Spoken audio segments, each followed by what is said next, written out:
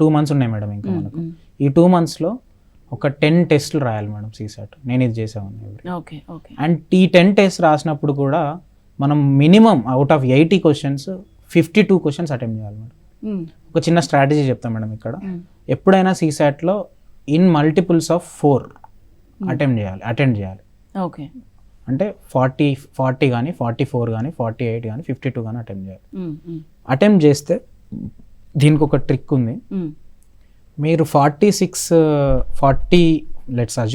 Questions attempt చేస్తే let's assume 30 correct కావాలి మీకు. ఓకే. 41 కరెక్ట్ అటెంప్ట్ చేసినా 30 కరెక్ట్ కావాలి. 42 అటెంప్ట్ చేసినా 30 కరెక్ట్ కావాలి. 43 అటెంప్ట్ చేసినా 30 కరెక్ట్ కావాలి. అంటే మనం 40 పెట్టినప్పుడు 30 కరెక్ట్ అవ్వడానికి తక్కువ ఛాన్సెస్ ఉంటాయి.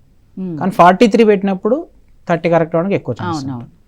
సో అలా మనం ఎప్పుడైనా in terms of multiples of 4 పెట్టినప్పుడు మనము ఎక్కువ రాంగ్స్ అటెంప్ట్ చేయడానికి ఒక చిన్న గ్రేస్ అనేది ఉంటుంది. అది కొంచెం కన్ఫ్యూజింగ్ ఉండొచ్చు, but I will explain it in detail తర్వాత ఏదైనా షార్ట్లో through TSET. But in terms of 4 మల్టిపుల్లో పెట్టడానికి ట్రై చేయండి. 40 కానీ 44 కానీ 48.